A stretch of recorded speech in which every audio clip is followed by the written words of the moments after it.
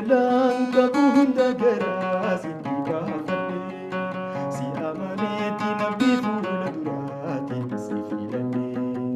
ati garu jalala wallalte nadagate madri bi wa huma qiyas samani inni hiye sadati tilen tufadini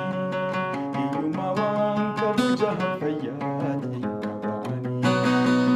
Rabbiin jiidhaa tootti sumanga Lubbuun jarraa kadheetti harka isaa baha Lubbuun jarraa kadheetti harka isaa baha